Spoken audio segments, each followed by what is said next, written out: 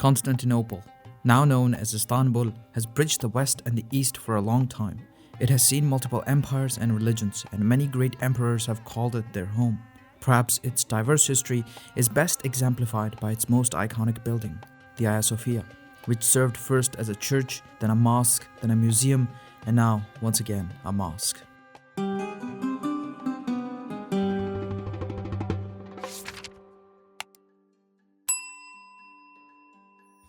There had been a church at the site of Hagia Sophia since at least 360 CE or so. The first church was destroyed by riots around 404 CE. The second church was built some 10 years later, but it too was burnt during riots around 532 CE. Then, the famous Eastern Roman Emperor Justinian started the construction of the third structure, which is the one we see today. It was called the Church of Hagia Sophia, which means Holy Wisdom. The church was damaged and repaired various times in the next 1,000 years. After the Great Schism, it became the heart of Orthodox Christianity and the seat of Ecumenical Patriarch. It was even a Roman Catholic church for a few decades after Constantinople fell to the Catholics after the sacking during the Fourth Crusade, although the status quo was restored soon after. Constantinople would struggle to recover from the sack until that one fateful day in 1453 CE. Sultan Muhammad II of the Ottoman Empire, or as he is usually called, Sultan Mehmed Fateh, conquered Constantinople on 29th of May 1453 CE. He allowed his men 3 days to loot and pillage the city before he entered himself. He went straight to the Hagia Sophia, where he bent down and poured some soil over his turbaned head as a sign of humility to Allah. The Sultan then immediately ordered that the Hagia Sophia be turned into a mosque. A crescent was added to the top of the dome. All portable icons of Christianity, such as the ambo, the thrones, and the altar, were removed. Despite the Muslim prohibition on representation of the human form, many Christian images were preserved, although the ones in prayer area were whitewashed and covered. A pulpit and a mihrab were added in the direction of Mecca. In the southeast corner of the complex, a minaret was added to make it appear more like a traditional mosque.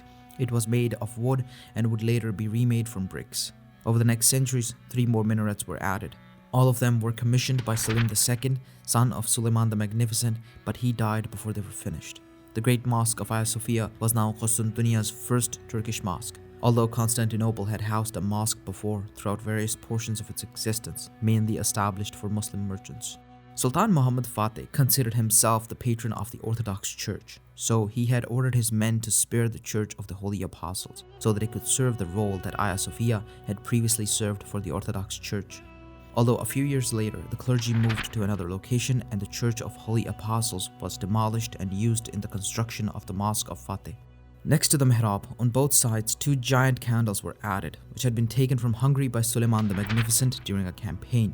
By 1573 CE, the 1,000-year-old building was showing signs of fatigue, and Selim II ordered repairs. Mimar Sinan, the famous Ottoman architect, was given the task. Extensive internal and external repairs were carried out and buttresses were reinforced. Remaining mosaics were covered again. In 1839 CE, Caliph Abdul Majid came to power, or what little power the Ottomans had left by then. In 1846 CE, the Caliph ordered full restoration of Hagia Sophia. The task was given to 2 Swiss brothers named Gaspare and Giuseppe Fossati. According to the notes they made, Hagia Sophia's domes were cracked and let in the rain. The more orthodox Muslims weren't happy with 2 Christians being given the task. The story goes that the Caliph waited till pilgrimage season when most of the extremists were away from the capital. The restoration was financed by a childless sheikh's inheritance, roughly around $1.5 million in modern terms. They painted the external walls red and added the 8 green placards with the names of Allah, the Prophet, the first 4 caliphs, and the 2 grandsons of the Prophet.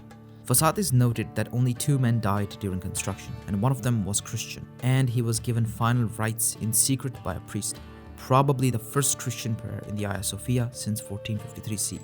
During the restorations, all Christian images were uncovered from the plaster put on them in the centuries before. The Swiss brothers sketched them and actually made the suggestion that they should be covered because they were likely to be damaged by the people if remained uncovered. The brothers made a sketchbook of all the mosaics and gave a copy to the Caliph. The Caliph wanted the mosaics outside prayer area to remain uncovered, but in the end, he had to cave before the reactionary influences and ordered them to be covered as well. The covered plaster was painted over with patterns of flowers and other things. The mosque, after restorations, was inaugurated in 1849 CE.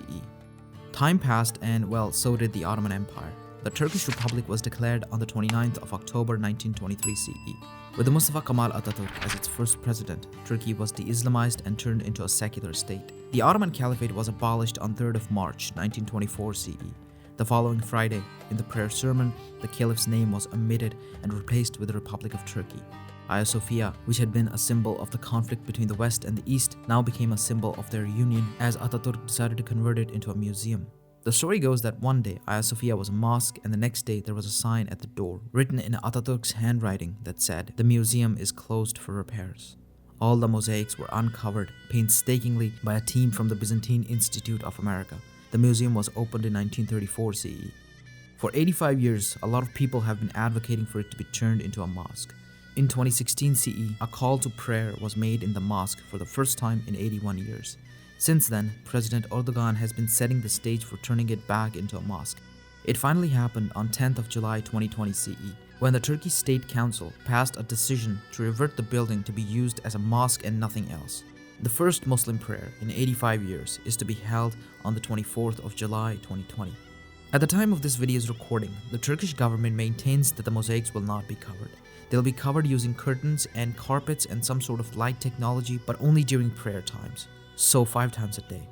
Also, no one will be stopped from entering the building, Muslim or otherwise. The entrance fee will be waived as well because now the state will be upkeeping the mosque from its revenue. How this turns out remains to be seen. Now, here I'm going to give my opinion on this whole thing, and I know how much you guys love it when I put my opinion into my videos, so if you want, you can close the video right now. Now, I am very much against the conversion of Hagia Sophia into a mosque.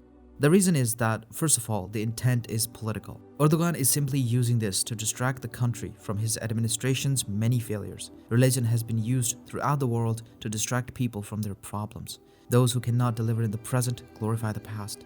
My favorite example of this is Narendra Modi's India, which turns everything, including curbing air pollution, into a Hindu-Muslim conflict to distract the people. Secondly, Hagia Sophia, in its 1500 years, has seen a lot and has recorded quite a lot of it.